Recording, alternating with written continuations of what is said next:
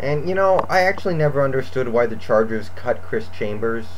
Oh, that's fourth season in a row. The Chargers cut Chris. I know maybe he wasn't producing that well, but you can't tell me he's not worth a roster spot. And now he's gone to Kansas City, and he's actually playing really well. He had, the game-winning play pretty much on Sunday. Had another big play, and, I mean, when you're talented, and I don't know why San Diego had to outright cut him. It doesn't make much sense. Niners, Packers. The Niners, they put up a nice fight.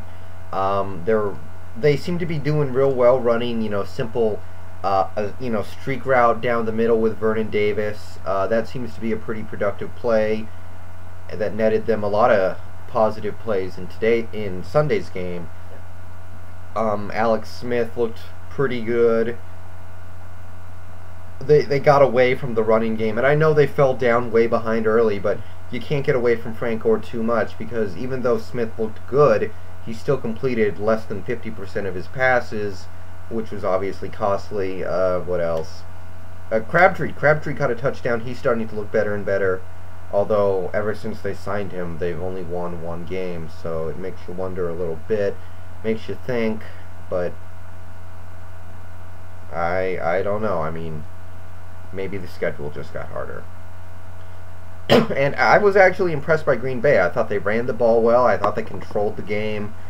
And, obviously San Francisco scored 2 late touchdowns, but as long as the Packers executed, they were never in danger of losing this game, and they did execute.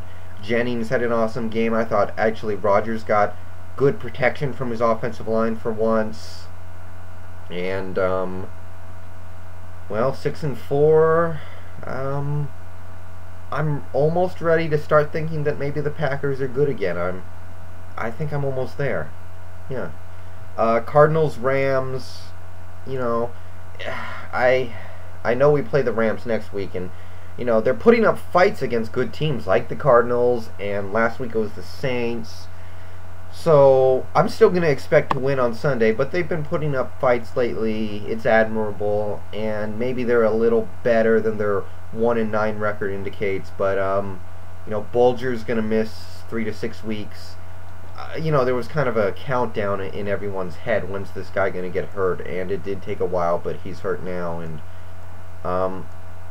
it's amazing that Steven Jackson is doing what he's doing, really, on this terrible team that should never get the opportunity to run the ball because they're always behind.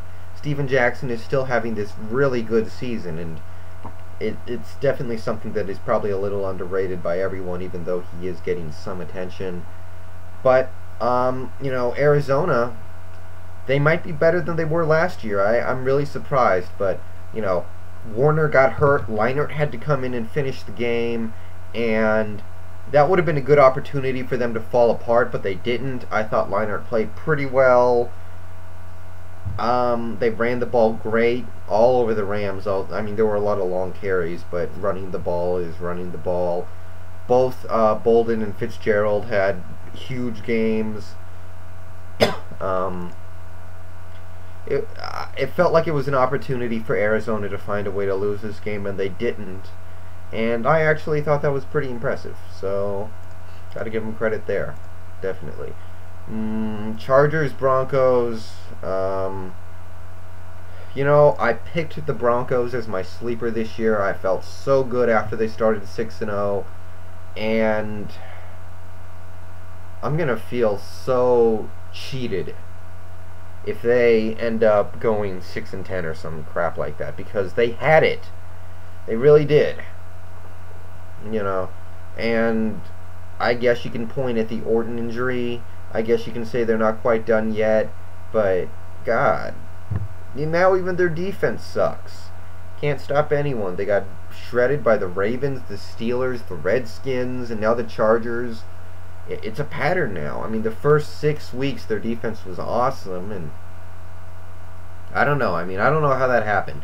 I've heard theories that Mile High, because, of the low oxygen, gives them an advantage in the first half of the season, but by the second half, the advantage goes away, and everybody else is caught up. So maybe that's it. But that was a horrible, horrible game. Chris Sims started the game, was terrible. Orton tried to come in. I thought he was a lot better, but he's not back yet. Realistically, he probably shouldn't have come in because it wouldn't have made a difference, and clearly it didn't make a difference. But they're just finding ways to give away points. Moreno had a touchdown and fumbled it, but they missed, I think, one field goal, maybe more. A lot of things like that. I don't get it. Raiders, Bengals. Oh boy. I knew the Bengals were going to come out flat after what they did last week against Pittsburgh, but I thought they could show up enough to at least beat the Raiders. I thought they could, come up with just enough to win. But, no, they needed to give a little bit more, and I really think in a game like this, you can come up flat, you can struggle, but you have to win. And they didn't come up with it, so I don't really know where this game got away from them. They led for most of it. They seemed to be in control, but offensive line didn't play well. They gave up a lot of sacks in crunch time. They couldn't score when they were getting close to the end zone. They kept turning it over. I think they missed a field goal too that was costly. And I mean, it just was a weird thing where you watched that game, you really thought Cincinnati was at least controlling the game and was going to win, and then all of a sudden it was 20-17, and you're thinking, and to me it was like, how did that happen? I'm sure they'll be fine. I'm sure it was just a letdown game, but what a big letdown. I mean, you got to beat the Raiders. But moving on. Patriots, Jets. It is what it is. Nothing unexpected here. Patriots won handily. Welker had a huge game. This Jets team, they were 3-0, and then they started talking, and yeah, really never should have opened their mouths. I mean, 3-0 is good, but teams go 3-0 every year. There are teams that go 3-0 on a regular basis. If they don't go 3-0, they're disappointed.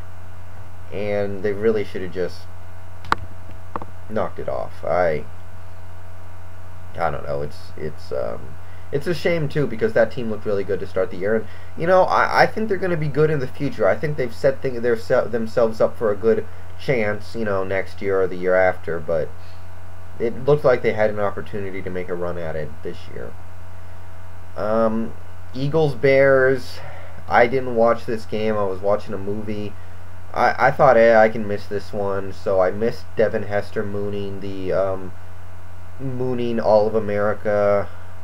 Unfortunately, I missed yet another game-losing interception from Jay Cutler, and I do love those because obviously I don't like Jay Cutler.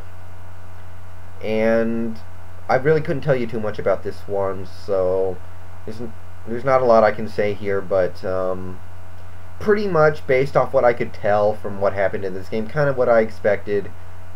Well, I kind of felt like the Eagles could have blown them out.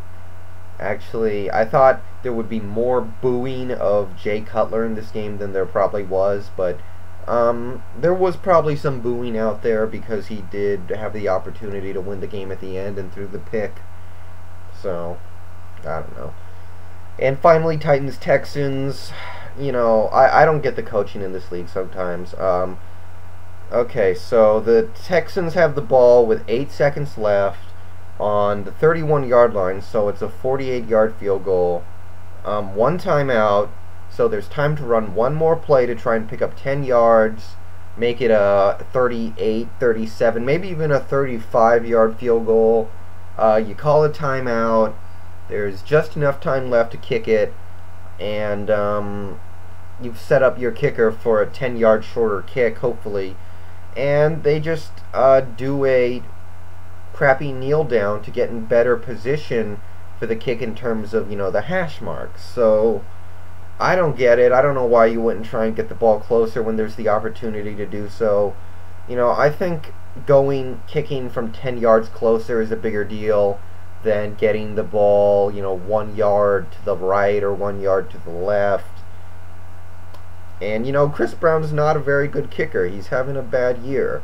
Make it easier for him. I didn't like that. This Texans team, it really seems like they don't have any heart. They get involved in these close games and, these good games, but hold on 1 second. They can't find a way to pull it out, and I just want this Titans team to lose and it to be over with, and that's about it.